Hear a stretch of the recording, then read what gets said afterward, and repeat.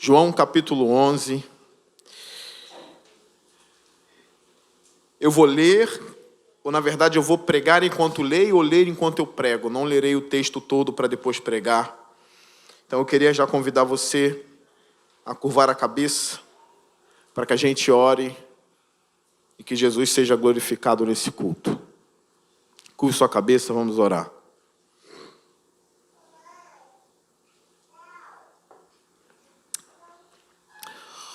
Senhor Deus, esse é o momento em que a Tua palavra será pregada. Eu peço no nome do Senhor Jesus, que o Teu Espírito fale aos nossos corações. Nós cremos, ó Deus, que o Senhor fala na igreja. Nós cremos que o Senhor passeia na sua igreja. A igreja é sua. Então o Senhor pode falar o que quiser à sua igreja. Eu peço que haja conversões essa noite. Eu peço que haja restauração essa noite. Que as pessoas possam ver por meio da palavra o grandioso poder de Jesus. Que corações queimem nessa noite, Senhor. E que a gente saia daqui mais crente. E que a gente saia daqui te amando mais, Senhor. Em nome de Jesus eu oro. Amém. Hoje nós vamos ler e ouvir sobre uma passagem que mostra o grandioso poder de Jesus Cristo. Algo nunca visto no mundo. Algo onde nem no Antigo Testamento a gente encontra. Quando o Senhor, quando o Verbo se fez carne, aí o poder de Deus se manifestou na terra de forma extraordinária. Nem o mar abrindo se compara com a majestade da glória do Senhor enquanto ele caminhava com os homens. Grandes milagres aconteceram aos olhos de homens simples e também aos olhos de homens que se achavam sábios. Homens simples creram vendo os milagres e ouvindo a palavra de Jesus. Homens que se achavam sábios negaram o Senhor. Não deram crédito à pregação, não deram crédito aos milagres de Jesus. Eles simplesmente viam, assistiram e foram embora e morreram em seus pecados. Eles viram a grande, profunda e intensa manifestação do próprio Deus encarnado e mesmo assim disseram não a Deus. Esse milagre que nós vamos estudar hoje, que é a ressurreição de Lázaro, a qual Jesus ressuscita ele que já estava há 4 dias morto e já cheirava mal, suscitou a ira em alguns homens. Então nós vemos que homens quiseram matar Jesus por causa desse milagre. Eles odiaram mais ainda Jesus por causa de um grande milagre. Então, nessa noite, Jesus será pregado aqui. E qual será a sua postura diante desse sermão? É bom quando a gente prepara o coração das pessoas antes do sermão, para que vocês já fiquem alertas. Vocês vão dizer não a Jesus hoje ou vocês dirão sim a Jesus hoje? Pode ser a última oportunidade de vocês aqui. Pode ser a única oportunidade ouvindo sobre a obra do Senhor Jesus. Eu convido a vocês a não dizerem não à pessoa de Jesus que está aqui entre nós. Ao ouvir esse sermão, faça uma oração, curve a sua cabeça e diga assim: Senhor, eu quero te servir. Procure o pastor dessa igreja e peça o batismo. Faremos de tudo para instruir vocês no caminho do Senhor até o dia do batismo. Mas não diga não ao Senhor Jesus Cristo. Olha, eu já inicio aqui no versículo 1 do capítulo 11.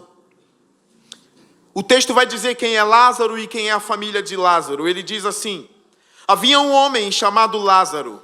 Ele era de Betânia, do povoado de Maria e de sua irmã Marta. E aconteceu que Lázaro ficou doente. Repare aqui, nós não estamos diante de um mito, porque nós vamos ver um grande milagre. E os céticos, quando ouvem falar de um grande milagre, eles dizem que é mito. Eles não aceitam Jesus andando sobre as águas, eles não aceitam Jesus ressuscitando o homem, eles não aceitam Jesus multiplicando os pães e os peixes.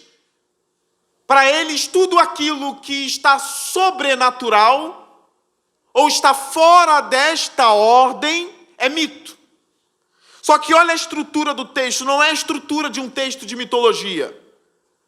É a estrutura de um texto verdadeiro, histórico, autêntico. Ele diz o nome do homem, que é Lázaro. Depois ele diz onde o homem morava, numa cidade chamada Betânia. Depois ele diz que esse homem tem duas irmãs, uma chamada Maria e a outra chamada Marta. Essa estrutura nos textos antigos comprovam que os textos são históricos e autênticos. O mito não começa assim. O mito não fala dessa forma. Então estamos diante de um texto histórico. Isso aqui é um fato. Lázaro, irmão de Maria e irmã de Marta. Olha a continuação. E aconteceu que Lázaro ficou doente. Até então nós não temos nenhuma informação de quem é Lázaro para Jesus, ou o que Lázaro representa para Jesus, mas logo mais nós veremos o que Lázaro é para Jesus Cristo. Só que esse homem se achou doente. Homens ficam doentes. Assim como Lázaro do nada se achou doente, isso pode acontecer com todos nós. A história começa triste, falando de uma doença que nós vamos ver que foi uma doença terrível que levou esse homem à morte. E existem doenças que só Deus pode dar um jeito. É nesse caso aqui, é esse caso aqui. Só Deus pode colocar a mão e curar.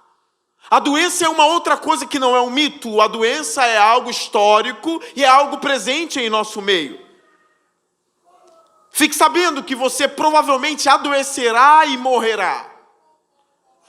Provavelmente você verá dias difíceis na vida de quem você ama ou na sua vida. Mas nós sabemos também, Deus está nos céus. Ele rege todo o universo. E para aquele que falou e criou todo o universo, é possível toda a doença ser sarada. O versículo 2 fala um pouquinho mais sobre a família desse homem e do que aconteceu. Diz assim: Maria, sua irmã, era a mesma que derramara perfume sobre o Senhor e lhe enxugara os pés com os cabelos. É uma adoradora. A Maria é uma adoradora, irmã do doente, irmã de Lázaro. Ela se prostrou aos pés de Jesus Cristo, enxugou os pés de Jesus Cristo com os seus cabelos. Ela é uma adoradora, e na família da adoradora acontece uma tragédia. Ou, na verdade, a tragédia está acontecendo. Porque quando tem alguém que a gente ama e esse alguém está doente, cada dia é um dia pesado. Cada dia parece uma nova tragédia. Só que ela é uma adoradora. Não caia no erro de dizer: olha, eu sou de Jesus há muito tempo, eu sempre fiz o bem e a doença está em minha família. O que adiantou servir a Deus esse tempo todo, se a quem eu amo, a pessoa a quem eu amo está doente? Eu digo a vocês, quando um cristão fica doente, ou quando alguém da família de um cristão fica doente, e esse alguém é cristão, ou serve Jesus como Lázaro servia e sua família, o sofrimento vem para essa família, como vem para o sofrimento também da família do ímpio. A diferença é que o ímpio não tem a mão do Senhor sustentando o doente. A família do crente tem a mão do Senhor sustentando o doente e sustentando toda a família. Na família do crente tem adoradores, assim como Lázaro tinha uma irmã adoradora. Versículo 3. Então as irmãs de Lázaro mandaram dizer a Jesus: Senhor, olha o apelo, aquele a quem amas está doente. Elas mandaram o recado para aquele que pode resolver a situação de Lázaro. E é um recado cheio de emoção. Não é um recado frio. Não é um recado de quem não se importa. Está cheio de emoção ali. Ela diz, não é qualquer pessoa, Senhor. É aquele a quem o Senhor ama. Esse homem está doente. Não é assim que nós fazemos nas nossas orações? Não é assim que nós entregamos às pessoas? Senhor, quem está sofrendo é alguém que te ama, alguém que te busca, a quem o Senhor ama também. As nossas orações não podem ser vazias de afetos. As nossas intercessões não podem ser frias. Nós devemos orar pelos nossos irmãos da igreja, interceder pelos enfermos, como se fossem da nossa própria família. Colocá-los diante de Jesus com emoção, com amor, com afeto, sem frieza na hora da intercessão, crendo no poder de Jesus Cristo, crendo no poder de Deus. A intercessão não se dá com frieza, como de alguém que está prestes a dormir e diz, Senhor, cure fulano, e já dorme. Não, a intercessão ela é profunda, ela vem em súplica, ela vem em amor, ela vem em graça. Ela vem em apelo. Senhor, aquele a quem amas está doente. E por ela saber que Jesus amava Lázaro, ela contava que Jesus largasse tudo o que ele estava fazendo e corresse para Betânia. Ela achava que Jesus iria atender o pedido dela de forma imediata. Só que Jesus ele é movido para a glória de Deus. Ele sabe a hora certa de atender. Às vezes ele parece decepcionar. Às vezes ele parece não chegar na hora certa. Mas todos os passos de Jesus são para a glória de Deus e para o bem da igreja e para o bem do seu povo. Todos os passos dele. Não tem um passo de Jesus sequer que signifique abandono para aquele que clama. Cada passo de Jesus, ainda que pareça estar muito distante, são passos de amor, de quem quer ver Deus glorificado, e o seu povo sarado, e o seu povo bem. Tudo coopera para o bem daqueles que amam a Deus. Ela esperava isso. Não é possível, ele ama Lázaro, ele vai atender, não é possível. Mas olha o que acontece. Às vezes a nossa relação com Deus parece estranha. Ou às vezes parece que Deus nos trata de forma estranha. Parece que Ele está atrasado. E na vida de algumas pessoas parece que Ele está sempre atrasado. Mas esse texto vai demonstrar, por trás das cortinas, que Ele não se atrasa. Mas quando Ele resolve fazer, grandes glórias e honras acontecem no meio do povo dele. Olha a continuação. Versículo 4. Ao ouvir isso, Jesus disse... Ele ouviu, ele não estava em Betânia, o recado chegou, ele não correu para lá, ele ficou. Ele disse, essa doença não acabará em morte, olha isso. É para a glória de Deus, para que o Filho de Deus seja glorificado por meio dela, ou seja, dessa doença. No versículo 5 a gente descobre que Jesus não amava só Lázaro, ele amava as irmãs de Lázaro. Tinha uma família que era amada por Jesus. Não era só um homem, um membro daquela família. Era uma família inteira que Jesus amava. Versículo 5 diz, Jesus amava Marta, a irmã dela e Lázaro. Jesus amando 3 irmãos, filhos da mesma mãe. Deus amando uma família. O amor de Deus caindo sobre uma casa. Leia esse texto e deseje isso para a sua vida. É possível Deus amar uma família inteira e ter numa família inteira todos como os seus servos amados. Deseje isso. Fale como Josué.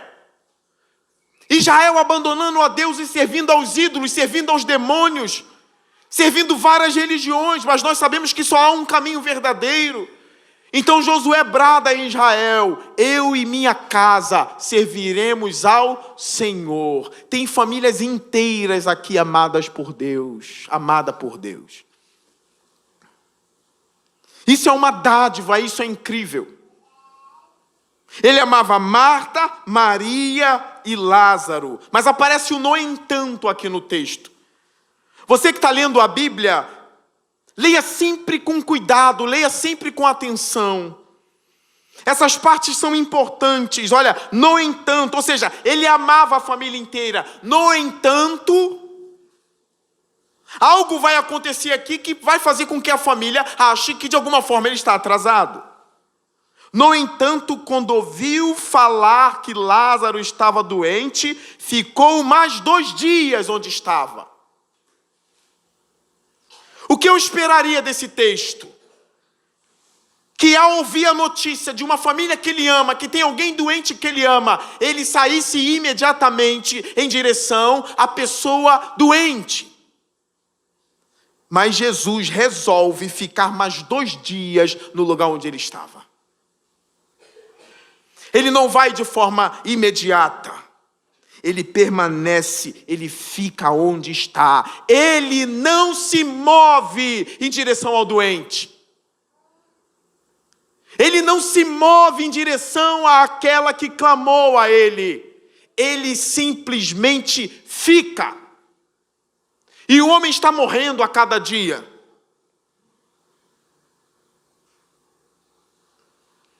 Versículo 7. Depois disse aos seus discípulos: vamos voltar à Judeia. Chegou a hora certa agora, irmãos. Vamos voltar à Judeia. Isso aqui é muito lindo, parece uma frase muito solta, né? Ué, pastor, vamos voltar à Judeia. Está dizendo que ele vai voltar à Judeia. Agora olhemos para isso de forma espiritual. Imagine a gente clamando a Deus dia e noite para que Ele nos atenda.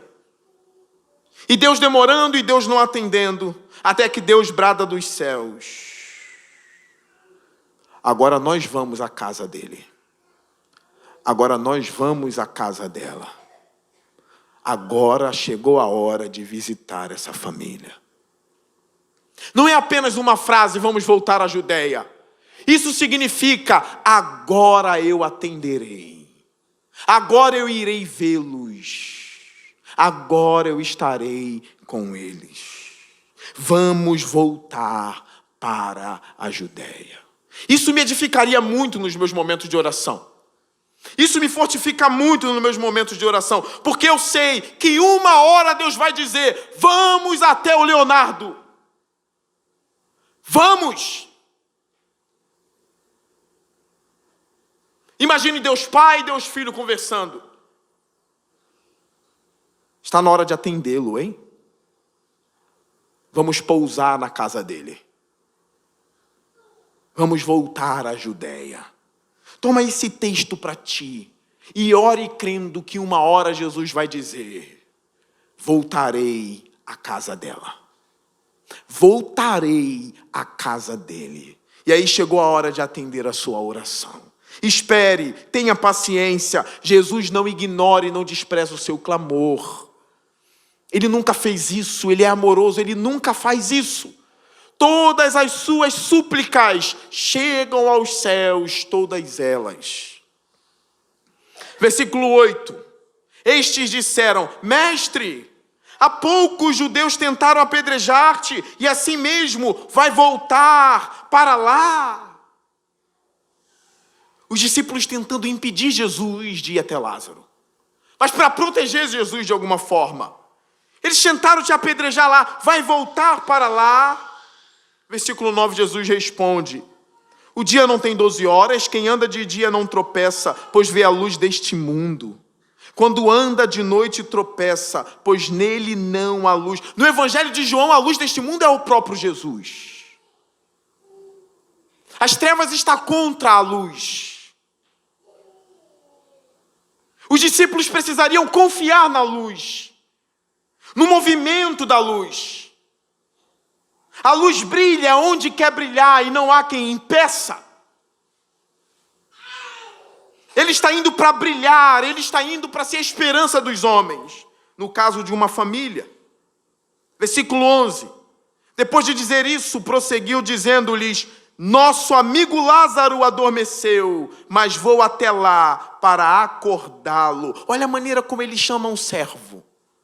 Olha a maneira como ele chama Lázaro. Ele reúne os discípulos e diz assim: nosso amigo Lázaro adormeceu. O nosso Deus, irmãos, é o Deus verdadeiro, é o único Deus verdadeiro. Mas peguemos todas as religiões aí. Qual Deus é semelhante ao nosso? No islamismo, Deus não tem vínculo de amizade com os seus servos. O vínculo no Islã é de senhor para servo e ponto. Não tem vínculo de paternidade.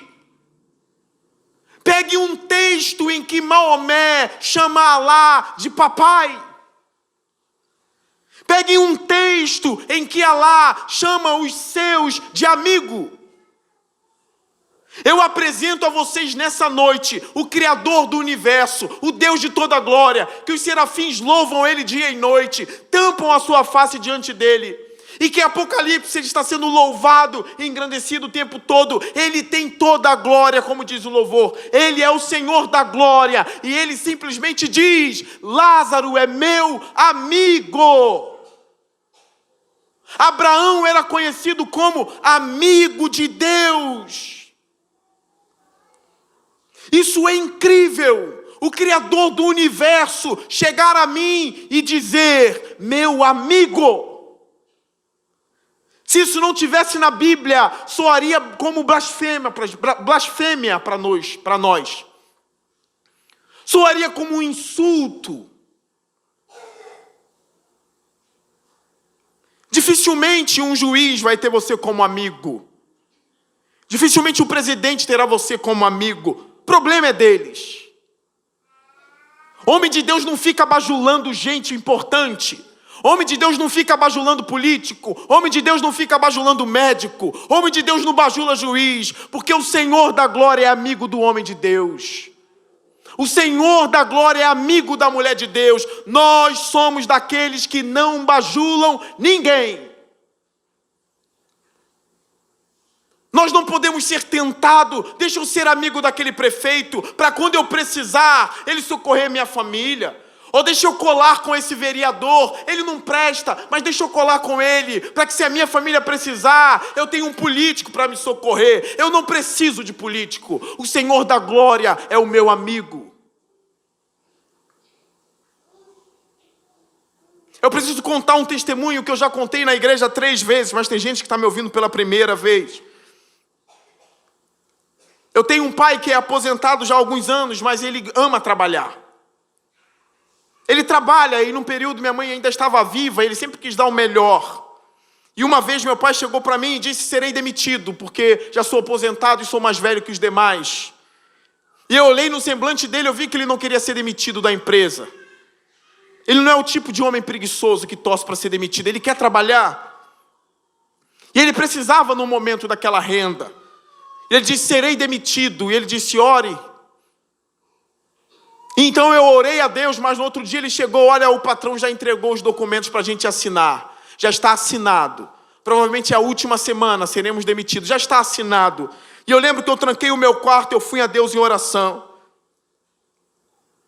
Eu lembro da passagem de Mateus 6, vai ao seu pai em secreto, e o seu pai é meu pai, não meu pai é Deus agora, tá? Vai seu pai em secreto, ora em secreto, e o seu pai que te vê em secreto te recompensará. E eu clamei a Deus e eu disse assim: Senhor, o patrão do meu pai não é aquele português. Ele fundou a empresa, ele deu sangue para aquela empresa, mas o dono de tudo é o Senhor. O Senhor é o patrão do patrão. Que ele não seja demitido, Senhor. Que haja uma reviravolta nisso. No outro dia meu pai chegou e disse que o patrão chegou na loja e disse: ninguém aqui será demitido, e rasgou todos os papéis. E isso é verdade, eu não minto. Confie mais em Deus, crente. Toma posse dessa palavra de que Ele é seu amigo, de que Ele não está distante de você, Ele está próximo de você. Ouça e aprenda isso, tenha comunhão com Ele, ande com Ele. A Bíblia diz, Enoque andou com Deus. A Bíblia diz, Noé andava com Deus. Abraão, amigo de Deus. Eliseu, homem de Deus. Lázaro, amigo de Jesus.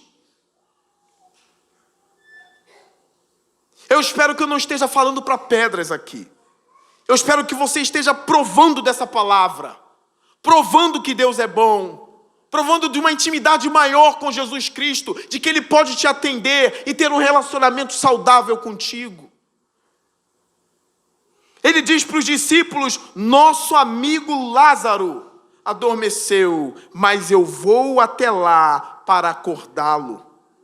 Os discípulos não entendem muito bem essa fala. Versículo 12, seus discípulos responderam, Senhor, se ele dorme, vai melhorar.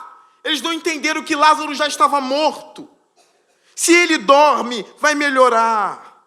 Jesus responde no versículo 13. Jesus tinha falado de sua morte, na verdade é João escrevendo aqui, tá? Jesus tinha falado de sua morte, mas os seus discípulos pensaram que ele estava falando simplesmente do sono. Então lhes disse claramente, Lázaro morreu. E para o bem de vocês, estou contente para não ter estado lá. Para que vocês creiam. Vai entender, né? Para o bem de vocês estou contente. Ele deixou a situação chegar no limite. Ele deixou a semente morrer. Ele deixou o amado morrer. Ele deixou virar uma situação extrema para dizer, estou contente. Qual é o propósito? Para que vocês creiam. Ele sabia, porque nada saiu do controle dele. Por mais que Deus esteja demorando, é para um bem maior. Jesus demorou, mas ele sabia o grande milagre que ele faria na presença dos seus discípulos, que seria para o bem deles. E ele diz, mas vamos até ele. Versículo 16. Então Tomé, chamado Dídimo, disse aos outros discípulos, olha Tomé aqui mais uma vez.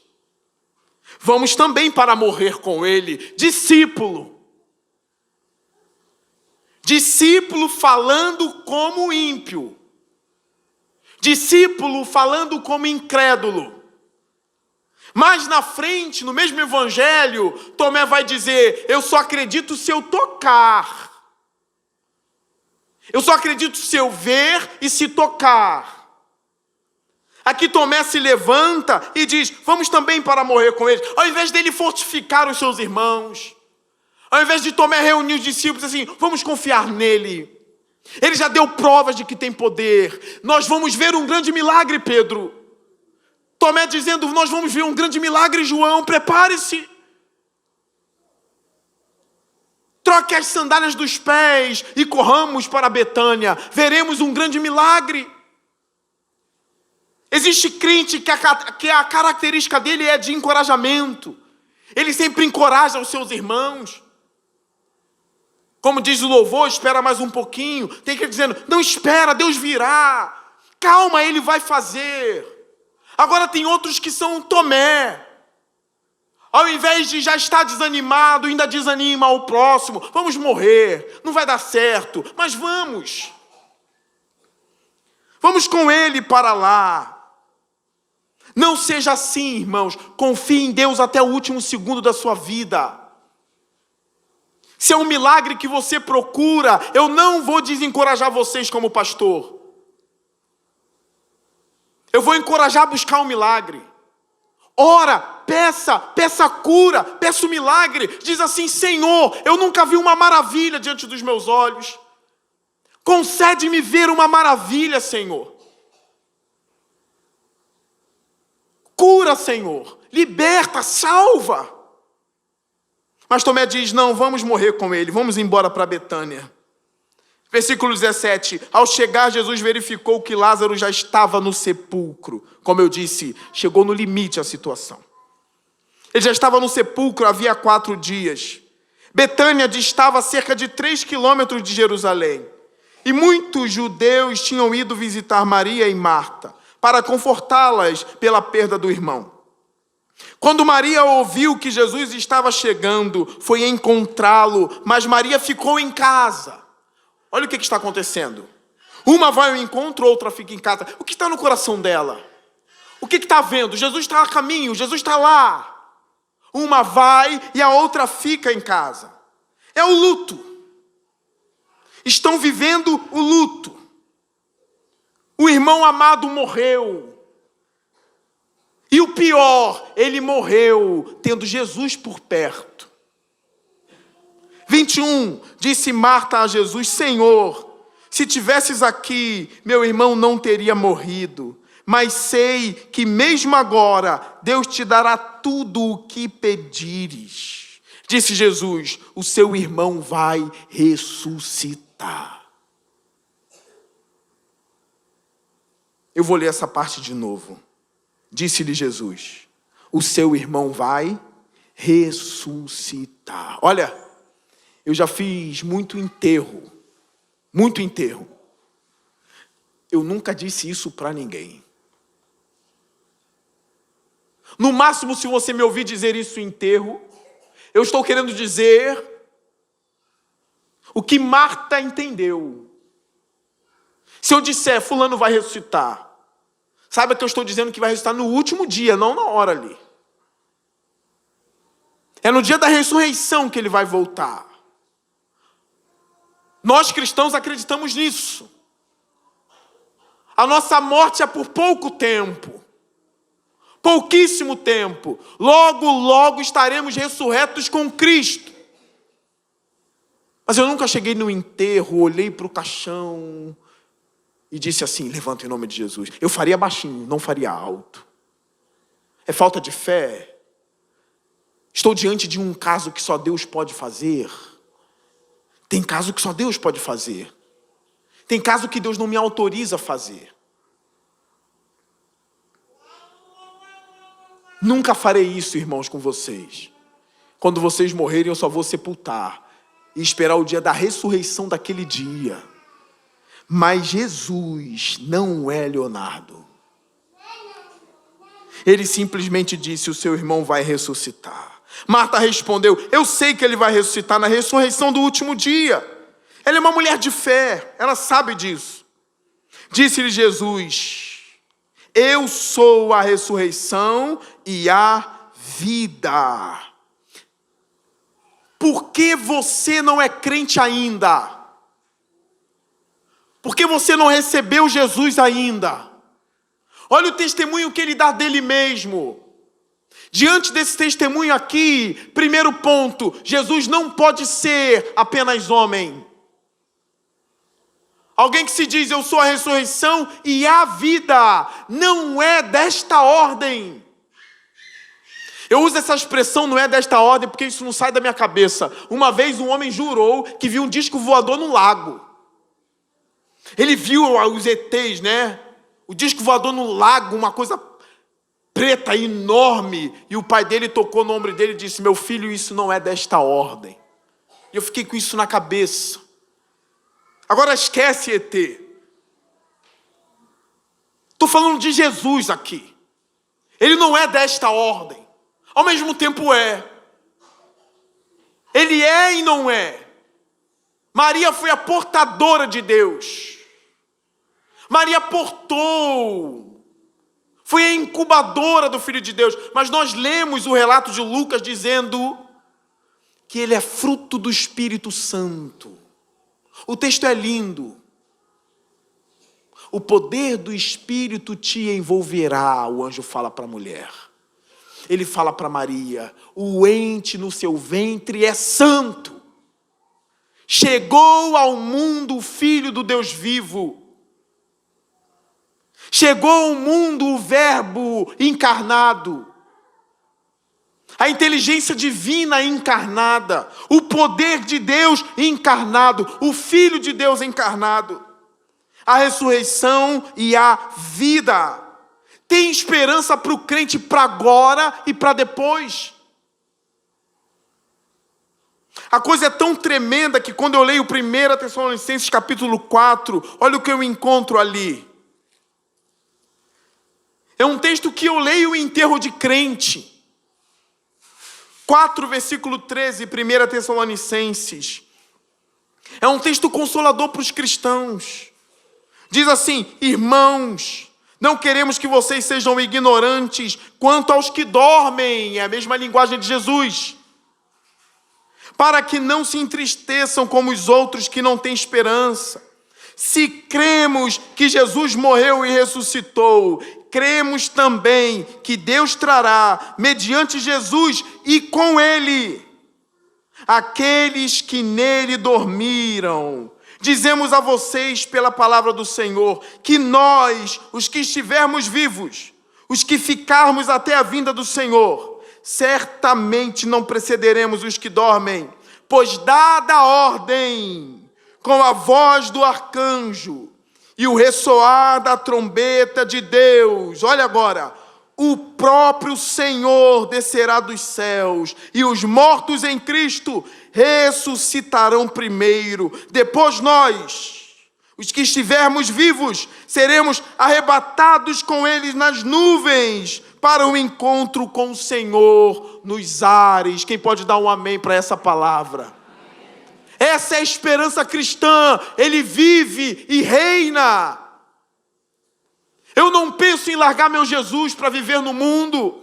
Eu não penso em trocar as promessas de Jesus para viver no mundo. Eu sou feliz sendo crente. Eu sou feliz servindo a Jesus. Porque tu não serve ainda. O que te falta? E você, crente que está perecendo, a fé está enfraquecendo. Você não é feliz com Jesus, com essa promessa?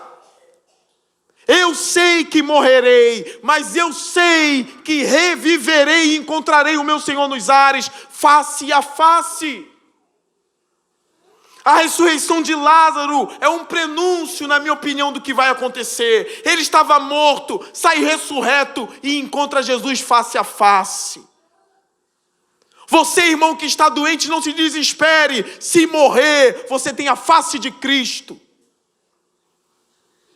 Se você perder quem ama, você verá a face de Cristo e a face de quem ama.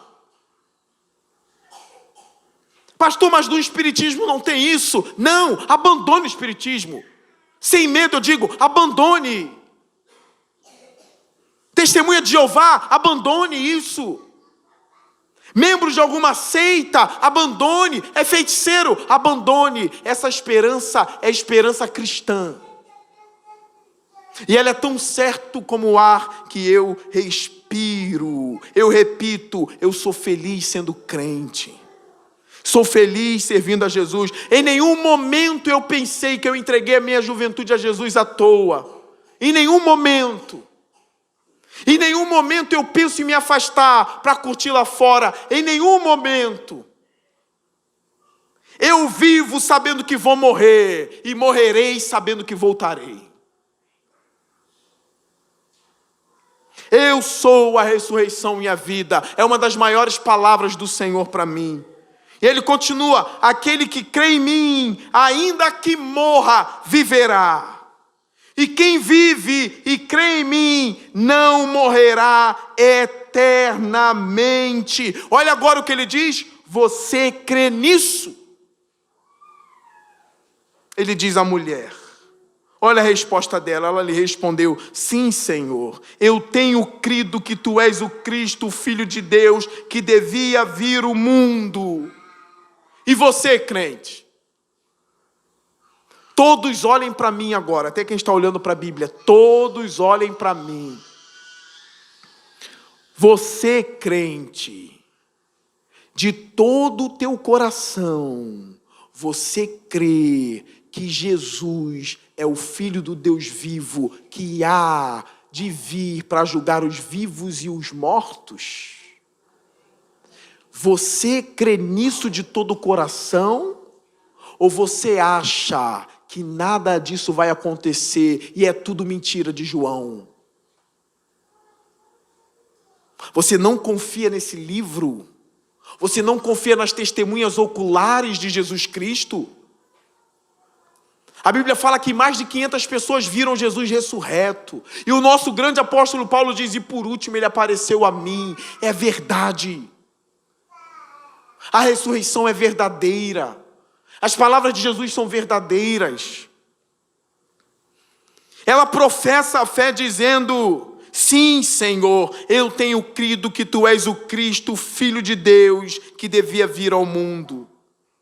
28, e depois de dizer isso, foi para casa, e chamando à parte Maria, a irmã dela, disse-lhe: o mestre está aqui e está chamando você. É hora da reunião em família. É hora dele reunir quem ama. É hora dele ver quem ama. É hora dele mostrar que não chegou atrasado. É hora dele mostrar a doçura e o amor e a graça que só vem de Deus. E ela diz: venha, o mestre está aqui. Ele está chamando você. 29, ao ouvir isso, Maria levantou-se depressa e foi ao encontro dele. Quantos crentes estão chateados com Deus e quando você diz: vem ver Jesus, diz: eu não quero ver Jesus. Está ficando doido, rapaz. Você está ficando doida, menina. Se a gente está dizendo: venha ao encontro de Jesus, levanta depressa e venha. É o que ela faz. Ela não foi tão rápida quanto a irmã, ela ficou, mas quando a irmã diz: ele chama você, quando ela ouve isso, ela se levanta depressa e vai ao encontro dele. Jesus ainda não tinha entrado no povoado, mas estava no lugar onde Marta o encontrara. Quando notaram que ela se levantou depressa e saiu, os judeus que estavam confortando essa moça em casa, seguiram-na, supondo que ela ia ao sepulcro para ali chorar. Chegando ao lugar onde Jesus estava e vendo-o, Maria prostrou-se aos seus pés e disse: Senhor, se estivesse aqui, meu irmão não teria morrido. Meu Deus, é uma família de adorador. Uma se prostra, a outra se prostra. Uma adora, a outra adora. O irmão está morto, mas ela adora. Parece que tudo deu errado, mas ela adora, ela se prostra. É o que eu disse para uma irmã em Cristo hoje: Jesus nunca nos fez mal, irmãos. Olha somente para Jesus, irmãos. Não fica olhando para a direita e nem para a esquerda, não. Você vem para a igreja para quê? Você vem para me ver falar? Você vem para quê? Você vem para ouvir a banda tocar? Você não é um telespectador do culto. Você vem para adorar Jesus aqui, independente do que você esteja vivendo. Eu tenho um irmão aqui que sepultou gente que ama. Num dia, depois de 2 dias, estava adorando no culto aqui. Eu não citarei os nomes. E óbvio, nós respeitamos o luto. Tem pessoas que é só depois de 20 dias, mas volta para adorar. Davi, quando perdeu o filho, tomou banho, se perfumou e foi adorar. Ele disse assim: eu sei que eu não posso mais trazê-lo de volta, mas certamente eu irei até ele. O crente não adora quando está tudo bem. Ele adora mesmo quando tudo vai mal. É uma família de adorador. Eu nunca ouvi alguém dizer isso sobre a família de Lázaro. Mas eu estou dizendo para vocês, é uma família de 3 irmãos que adoram ao Senhor. Ela cai aos pés e diz: Senhor, ele não teria morrido se o Senhor estivesse aqui. O mesmo respeito. Quando você estiver triste, não murmura contra Deus, não. Cuidado com as tuas palavras. Chega em casa chutando tudo, dizendo: esse Deus ajuda todo mundo na igreja, mas ele não me ajuda, ele não serve para nada. Cuidado. Cuidado com o que você fala. A forma como essas irmãs aqui falam com Jesus nos ensinam. Elas continuam chamando Jesus de Senhor. Senhor, Senhor, Senhor. Versículo 33, ao ver chorando Maria e os judeus que acompanhavam, olha agora, Jesus agitou-se no espírito e perturbou-se. Olha os afetos de Jesus aqui. Ele vê a lágrima daquela mulher, ele começa a se agitar e a se perturbar ali. Se Jesus passou por isso, ainda mais a gente. Eu digo a vocês que já teve sepultamento, de que eu acho que foi Jesus que estava segurando as minhas pernas. A gente olha e a gente é humano. A gente vê as lágrimas, a gente vê tudo e a gente se agita. E em tantas outras situações que a gente se depara, ele se agita e ele se perturba. Mas olha o que ele faz. Olha, entre na cena. A cena é linda.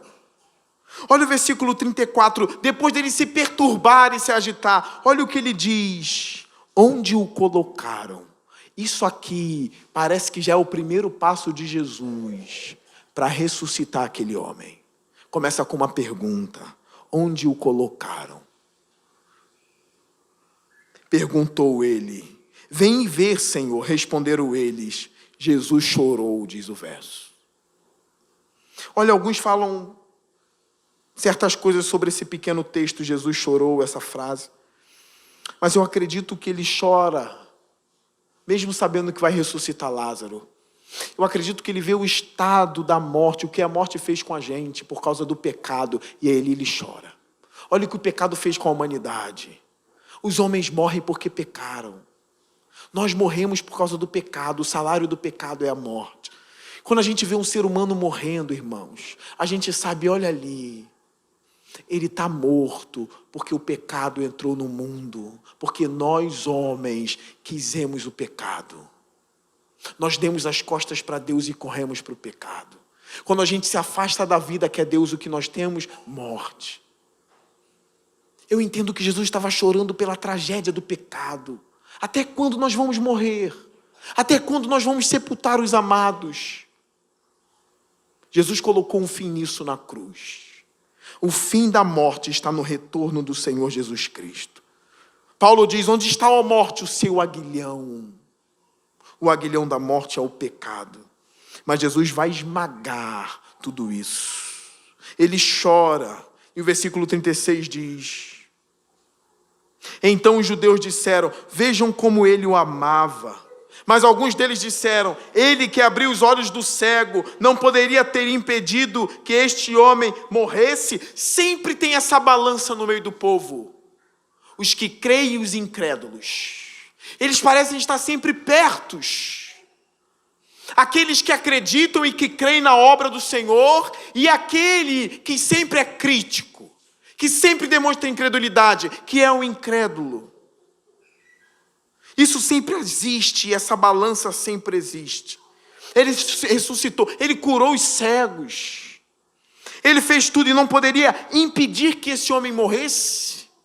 Eles não sabiam que algo maior viria. Versículo 38. Jesus, outra vez profundamente comovido, foi até o sepulcro. Imagine os passos de Jesus até o sepulcro. Era uma gruta com uma pedra colocada à entrada. Eu repito, o texto todo tem informações históricas. Cada detalhe histórico. É a gruta, são as irmãs, são os diálogos. Olha o que ele faz diante da gruta. Normalmente nós enterramos os nossos amados no chão, né? Alguns na gaveta. Naquela época era numa gruta, eles rolavam uma pedra e selava.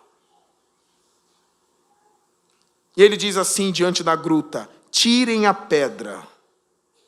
Disse Marta, a irmã do morto, Senhor, ele já cheira mal.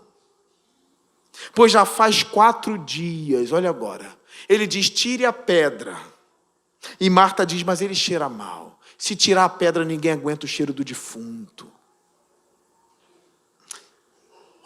Um grande milagre vai acontecer. Já sente o cheiro do cadáver. Versículo 40, disse-lhe Jesus, não lhe falei que se você cresce veria a glória de Deus? Então tiraram a pedra. Jesus olhou para cima e disse, Pai, eu te agradeço porque me ouviste. Eu sei que sempre me ouves, mas disse isso por causa do povo que está aqui, para que creia que tu me enviaste. Depois de dizer isso, Jesus bradou em alta voz. O sepulcro vazio. Está a morte e a vida frente a frente. Jesus e Lázaro. As irmãs olhando e o cheiro subindo. E ele brada em alta voz, como diz o texto: Lázaro, venha para fora. Lázaro, venha para fora. O morto saiu. Você podia sublinhar isso depois em casa, né? O morto saiu. Morto não ouve. Morto não ouve. Eu vejo em sepultamento as pessoas abraçando o morto e dizendo: você sabe que eu te amava, né? Você sabe que eu te amava. E o morto não reage. Eles não fazem assim com a cabeça e dizem: eu sei que você me amava, fique em paz, eu estou bem. O morto não reage. Mas quando Deus fala, o morto ouve. Ele disse: haja luz e houve luz. A fala do nosso Deus é poderosa demais. Quando ele fala: Lázaro, venha para fora.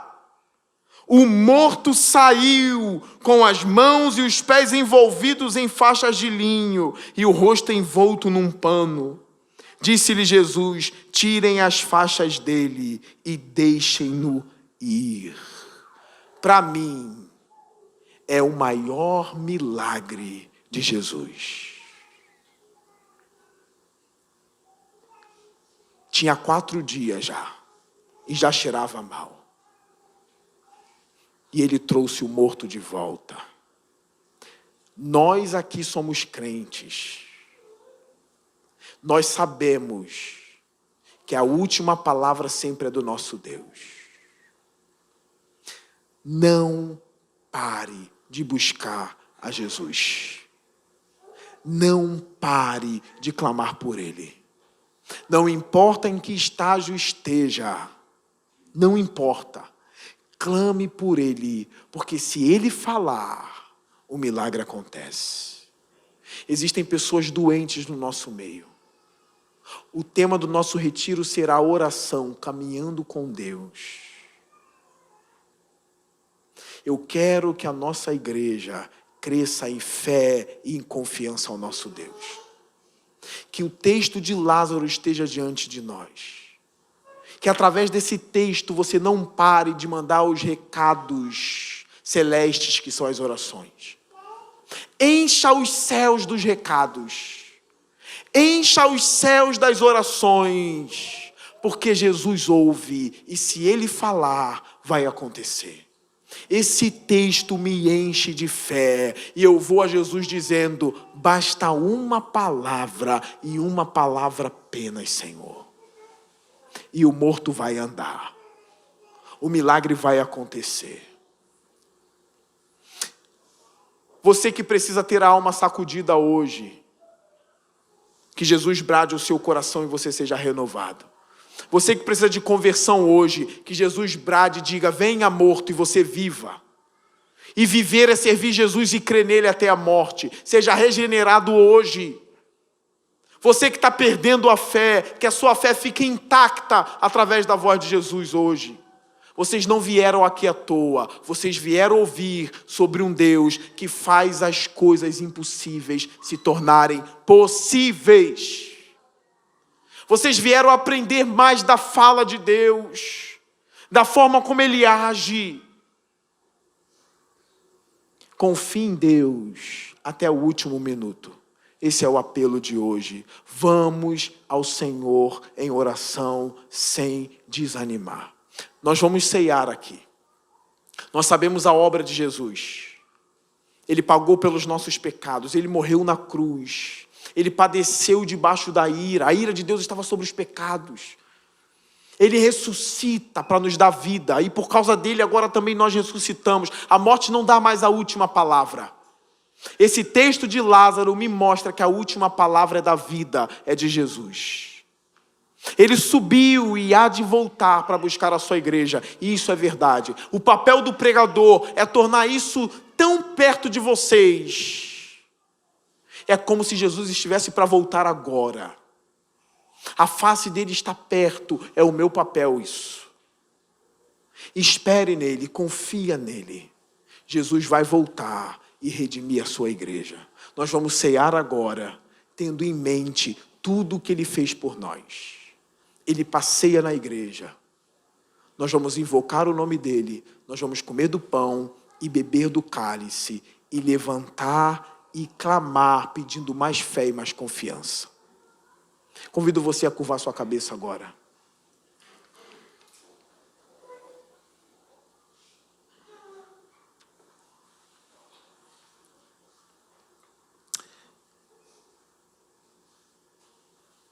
Senhor Deus e Pai, faz algo em nosso meio, Senhor. Nós precisamos ouvir a sua voz. Aviva nossa alma hoje. Eu já te agradeço pelo culto, ó Deus, de hoje. Mas esse momento de ceia, eu peço que o nosso amor por Jesus aumente. Nós vimos como ele amou essa família. E nós queremos provar isso. Derrama seu amor sobre nós. Eu quero ser amado como Lázaro. E eu quero ser adorador como Maria e Marta. Faz algo em nosso meio, Senhor. Eu vi hoje que o amor de Jesus é verdadeiro. O amor dele é real. Ele nos ama de verdade. E agora, nesse momento de ceia, o pão para a gente vai simbolizar o corpo de Cristo. E o cálice vai simbolizar o sangue dele derramado na cruz. Mas nós traremos à memória o dia que ele vai voltar. E nós o veremos face a face. Que o Senhor esteja conosco nesse momento, Pai. Que o Senhor Jesus esteja conosco. Que o teu Espírito esteja conosco. Nos dê fé agora. Aumenta a nossa confiança. Em nome de Jesus. Amém.